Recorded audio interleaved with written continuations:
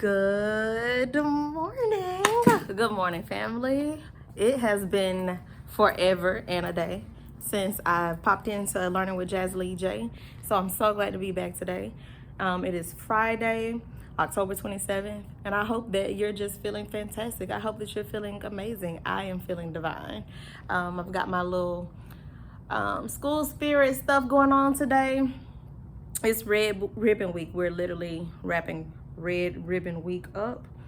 So I'm gonna go ahead and show you the outfit of the day. Boom.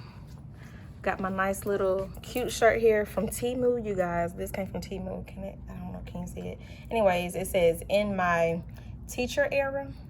In my teacher era, we got these nice cute little jeans on, and it's a little drawstring, so they're so comfortable. And then I just wore my little Old Faithful black boots. I decided to put on my pearls, did a little pearl knot there. I love my pearls. I'm a pearl girl. And then I've got my my cute little bracelets here, little arm candy going on. Obviously my fitness tracker to keep my steps going. I've got the cutest little heart-shaped earrings. I love them. And then I've got a nice little light shade of pink headband to go with the situation. My little updo. We cute today. So comfortable and what word am I looking for? So comfortable and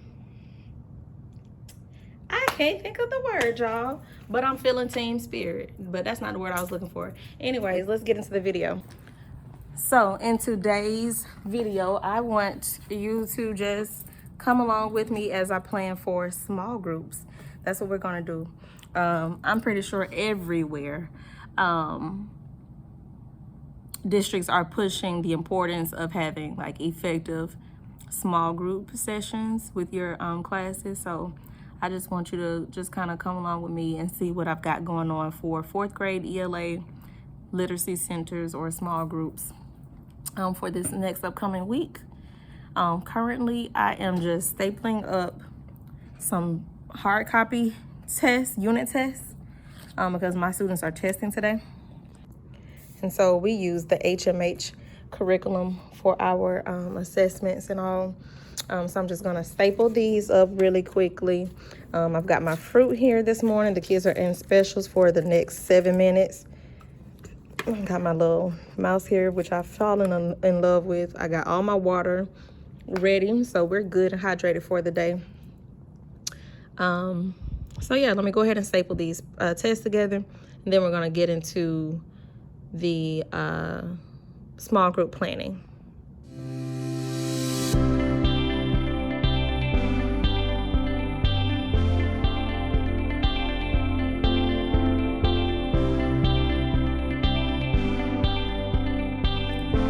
All right, so that concludes my planning, my technical planning period. So I actually am going to be planning throughout the day for my upcoming week, y'all. But just then, while they were in specials, we had to go down to the teacher's workroom so that we could see how the new printing system was going to flow and operate, right? So that left me with like 10 minutes or 10, maybe 15 at the most, to do whatever I could do for planning. And all I was able to accomplish were stapling up some of those print tests that I needed to get done. The students actually take their assessments online, but some students don't have Chromebooks, or they either forgot Chromebooks. More than likely they forgot the Chromebook, and some of them have the Chromebook, but their app is not working for some reason. So thankfully it's only about 2 per block, 1 to 2 students per block. But I wanted to go ahead and have the printable assessments on hand, and so we're good there. I feel like y'all haven't seen the inside of my room in a while. Let me show y'all my new schedule, because this is a new piece that I didn't get to show to all of my darlings out there. I think it's so cool. I got it off Amazon, and it has truly been like a game changer for me, because I usually don't use like a visible schedule. If anything, I will do like a visual with the PowerPoint, but I hadn't even been doing that. So this for me though, it really, really helps me. Let's see, it's 9:36. So my small group should be starting now. When they come back from specials, we get into small. We're not doing small group time, that's right, because we're testing today, but this has been like a game changer. So if you're a person that's like, hey, I've been trying to work on my time management a bit and making sure that I don't teach over the allotted time, then you want to grab you one of these systems. And again, I got that off Amazon for less than 20 bucks, I feel, or maybe 20 at the most. And then y'all have seen my learning targets and that section and whatever. So that's what we're on now. The kids are out at the door, so I'm gonna go ahead and grab them so we can continue testing, and I'll be monitoring them, and I'm gonna get back with y'all later. Okay, everyone, welcome back. It is after school hours now. I usually do not stay long after school. I usually leave out at my contracted time, but I was determined to make sure I get this video done today on small group planning. And I felt like this was necessary because I'm pretty sure no matter what school district you're in, no matter which state you're in, no matter which sector you're in, I'm pretty sure small groups is one of those things that is being pushed heavily right now. So I just kind of wanted to share how I do or just a peek into how I do like intentional small group planning. All right, so at my school, in the district that I'm in, they give us a planning guide. And so I'm gonna just give you a quick glance at how that looks. It's like a checklist to kind of show, hey, did you go through these questions? Because these questions are pretty much designed to guide you through that small group planning piece. So here we go. All right, so you've got questions like, what data sets will I analyze to group students? Is a teacher-led group heterogeneous or homogeneous? What's the maximum number of students I can effectively teach in a small group? These are the types of questions that are gonna get us that effective small group planning, okay? All right, so I am, again, an English language arts teacher. So I'm literally only planning for my reading groups or reading stations, literacy centers, whatever you call it. That's what I plan for. So I always like to start with the end in mind. I feel like when we're planning, that's what you should do. So that's pretty much called the backwards design, and it's just starting with the end in mind. So the end in mind in general for me is focus on that unit test, making sure the students are equipped enough to successfully pass their in the end of the can't talk today, y'all. Their end of the unit test, right? So that's what I'm tailoring my lesson plans around. One big piece that we focus on in ELA, and I feel like I've shown this on another blog, but one big center or station that we focus on is our reading fluency station. So let me show you this.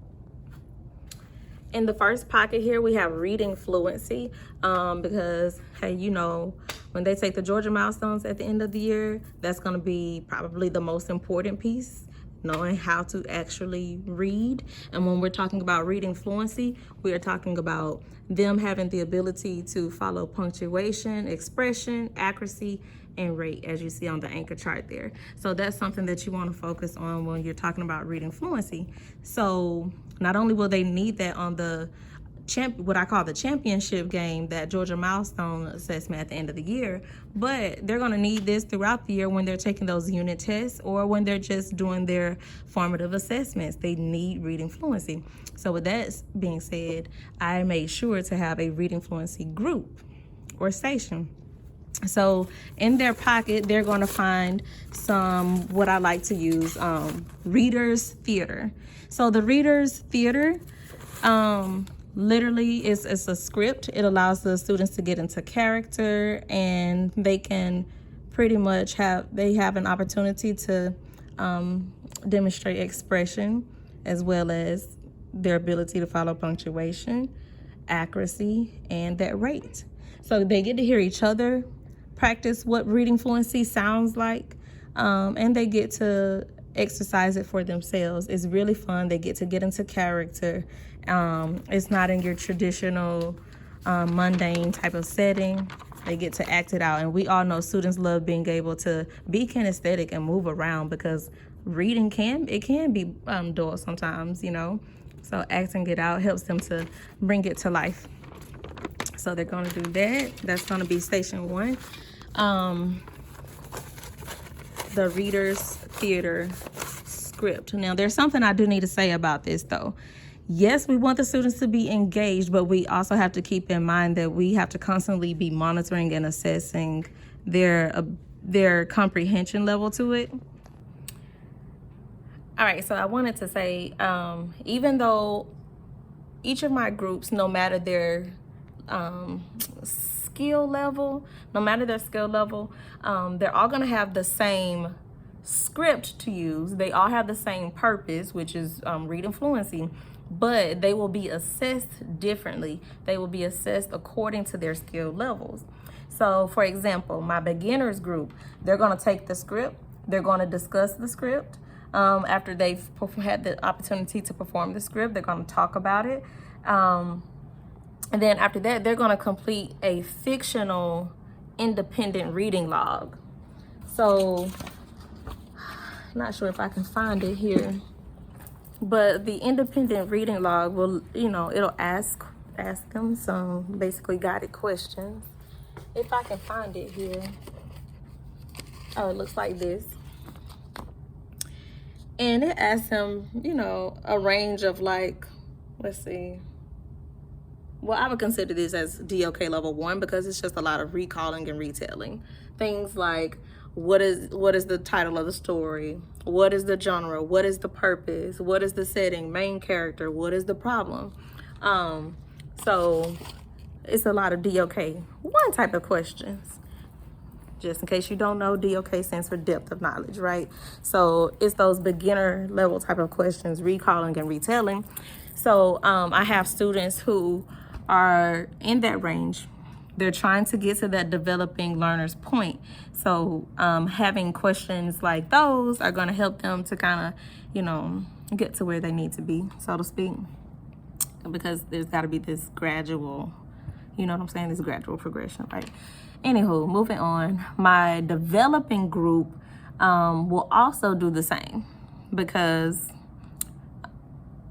in my class, y'all, my class composition is mainly a mixture between beginning level learners in reading and then on track level. I think I literally have one distinguished learner out of all my classes. So I'm working really hard to make sure that they get on track. And so you have to have assignments and activities that they can actually digest, right? Process and digest. So we're starting there. And a lot of it starts with just getting them to a place to where they desire to read. And so reader's theater always helps kick in that level of interest that I need. And then they have no problem answering the questions afterwards, because it was like, oh, well, we just had a chance to have all this good fun with reading. So yeah, let's answer these questions now, because they know that at the end of the week, I am going to be checking their folders for all of their small group assignments. All right, and so for my groups that are either categorized as on track or proficient or even distinguished, I'm going to have them to actually create or write or compose a story review, because doing the reading log wouldn't be challenging enough or academically stimulating enough. I'm trying to push them to that next level. So writing a story review will help me to see, just where they are with that as well. So you want to really make sure that you're using differentiation. Same skill, everybody is being assessed on reading fluency, but we have to reach them in different ways. That's what we're doing here. Okay, and I just wanted to say, hey, yeah, we got to make sure our groups and stuff are together. Yeah, we want to make sure our materials are in place. But teachers, you want to also keep in mind, whatever you are literally doing in the classroom with them, it truly needs to be reflected in your plans. So in my plans, I wrote down everything that I just basically told y'all. Groups 1 through 2 will be discussing the selected text and they'll complete the fiction-based independent reading log. I also added that students will be encouraged to use the conventions of language and bounce card dialogue. Bounce card dialogue language, that's something that I like to use because I mean, they're basically sentence framers because, you know, some students have a struggle trying to actually have discourse, academic discourse. So when they feel like, ooh, I don't know where to go with this, then they can just pull that bounce card out and use one of those sentence framers to kind of help them trigger their thought process. And plus in my class, I'm really trying to push the importance of knowing how to communicate, whether that's reading, not reading, but listening or hearing. So we're working on communication. And then I also listed that groups 3 through 4 will be writing a story review. Now, you also want to list out your materials that you're going to be needing for these small groups. So I was sure to list that out as well. I'm also going to show y'all something that has been a big game changer for myself. At each small group station, if you look closely here, on the back of their, on the back of their group category or the domain sign, I have the instructions here. This way they never have to come to me asking, Mrs. Johnson, what are we supposed to be doing again? Because they know they should not be coming to me during small group time because I'm pulling a small group at that time and I want to give them my undivided attention. So I have typed out the instructions there so that they can always refer to those. And it has been the game changer. Like, I don't have them coming to me for anything. They know if they come to me, it better be an emergency or I'm going off. I'm just playing, y'all. No, but I will in my very teacher way, right? Because we have to teach them to be more independent. They need to be able to handle things and follow directions without so much assistance from the teacher. They literally get a grade for that too. I think at the end of the 9 weeks, how well can they follow instructions and work independently? So I just wanted to share that has been a game changer, making sure that you have the instructions readily available to them, typed out, because we know many of our students are visual learners, so they need that. Shoot, I need that. I need to be able to see instructions. Let's go on to the next group. All right, on to the next group or the next station. Oh, I forgot to add one more thing. Just to kind of add, you know, another element to the mix for that reading fluency station. My students, my proficient learners and my distinguished learners, I'm going to allow them to type their reviews if they would like onto like a Google slide or a PowerPoint slide. And I know some of them will be tempted to even pull an image to reflect that. So I think that's really cool. Then I could print that out. That's just to support that multimedia, you know, their use of multimedia skills. So I'm all for that. I guess that's low-key like another level or element of differentiation. So I just wanted to make sure I added that too. Give your students options on how they can submit things to you. Maybe they don't have the best handwriting, so maybe they should be able to type, right? Keep that in mind. And I think I told y'all earlier, my school district is very heavy when it comes to that HMH curriculum, so that's what I'm pulling from. Y'all, if you use the HMH curriculum as well, I highly, highly, highly encourage that you look at the module at a glance section. If you use HMH, you know what I'm referring to.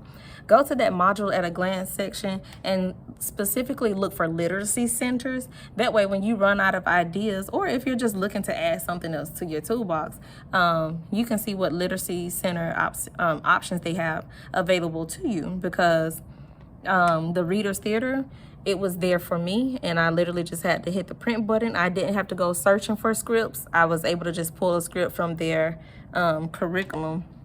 And so one of my stations literally came from HMH. Everything else, I think we'll talk about that later. Anyways, moving on. All right, so station number 2 is gonna be my comprehension crushers. I call it the comprehension crushers. So obviously one of the pillars of literacy is reading fluency, and then another pillar is reading comprehension. And so at my comprehension station, I actually incorporate the technological piece as well. And so for 10 minutes at this station, they will literally work on typing skills, okay? Our school is, pushing them to get better with typing. So they work on typing.com for 10 minutes. That's written out in the instructions. And then the second thing that they're doing is working in their comprehension reading books. It's like a daily reading practice journal. I don't see one around. But anywho, they know, okay, after our 10 minutes is up, we're working for 15 minutes as a group in our practice reading journal. And the reading journal has specific skills that they're working on. For example, one skill that we're going to be talking about is point of view.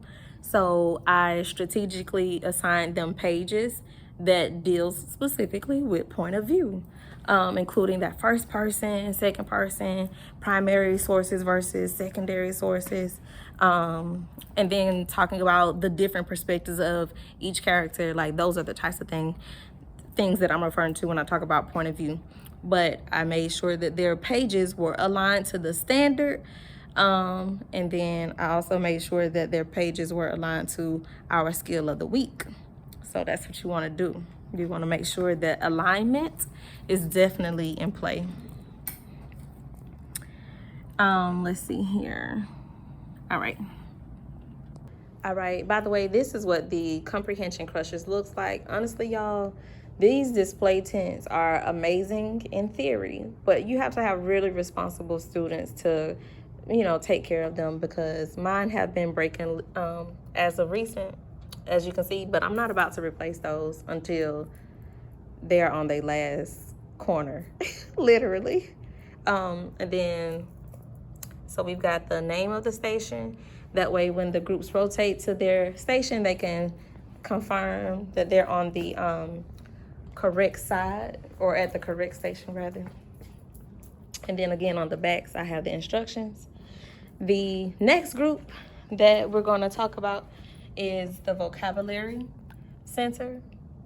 All right, so we know that on Georgia Milestones, there is one of the domains is vocabulary acquisition. And so I am just very intentional about making vocabulary a permanent station throughout the year.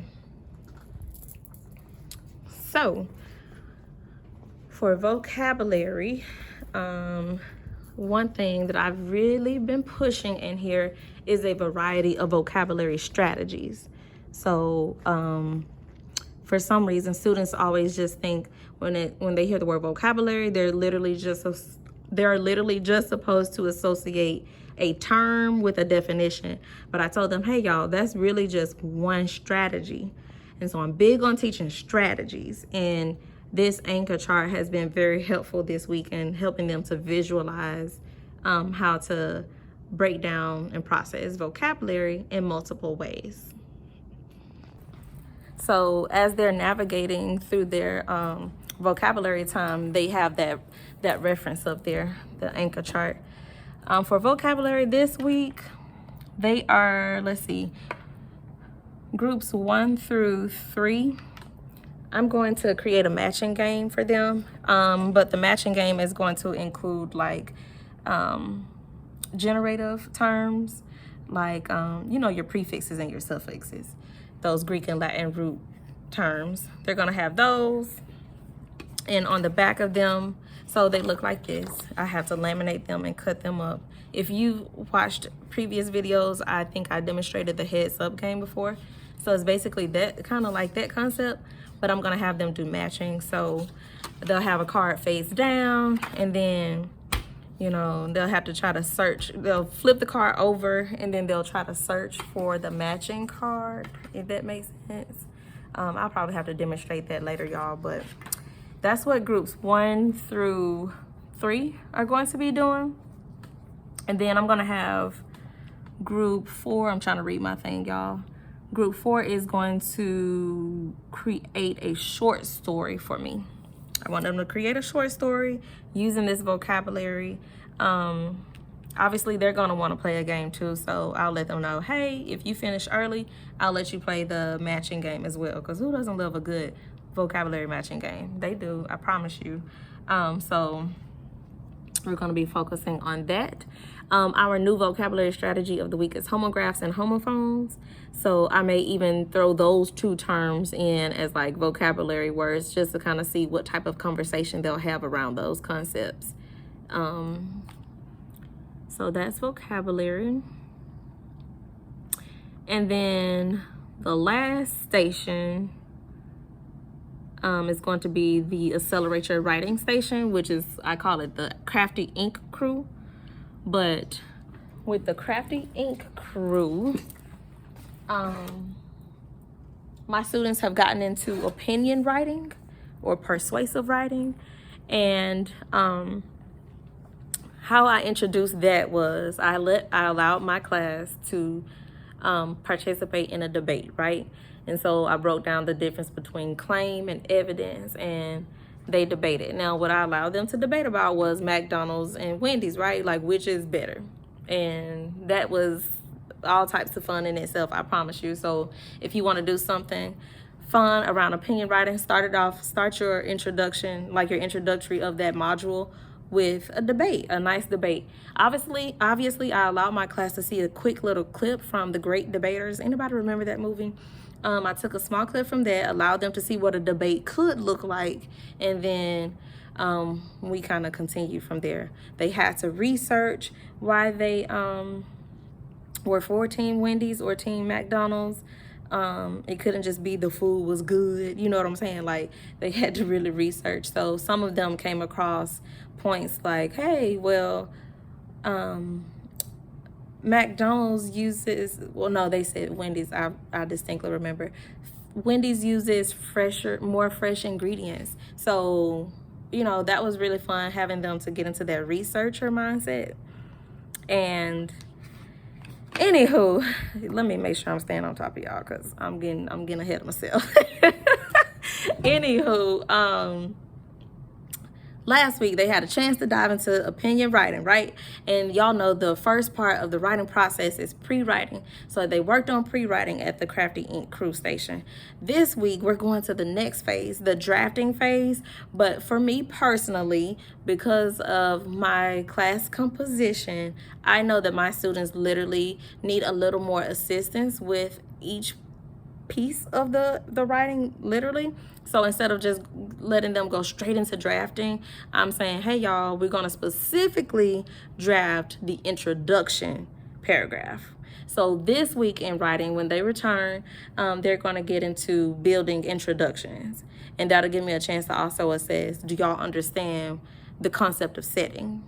So, you know, the beautiful thing about reading is you really can be constantly hitting those skills like all the way around. That's what I love about reading.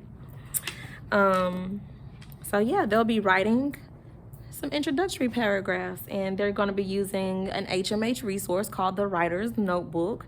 HMH, if you out there, y'all may as well go ahead and sponsor me, because I'm giving y'all all the highlights today, right? But yeah, they'll be using those, and I'm very intentional about them referring to, I'm very intentional when it comes to me talking about, hey guys, y'all need to be looking at your rubric as you write today. So the HMH Writer's Notebook, it actually comes with the rubrics. So, you know, they have that as a guide. The last station is the teacher's coaching station. So at the teacher's coaching station this week, I'm still trying to decide on what I want to do. This past week, we were working on decoding those R sounds. But this week, since we're getting beyond that pre-writing phase in writing, I think this week I am going to be pulling groups of students over to kind of give them some good, solid feedback on their introduction writing.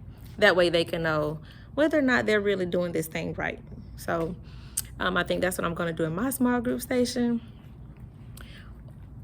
And then I'm trying to think what else. Oh, so one other piece that I want to add to each small group station for this upcoming week is like this little, just some cute little superhero imagery. And I'm going to, so I'm going to put them up. I'll print those out when I return. I'm ready to get to my weekend now, y'all, because I told you it's Friday.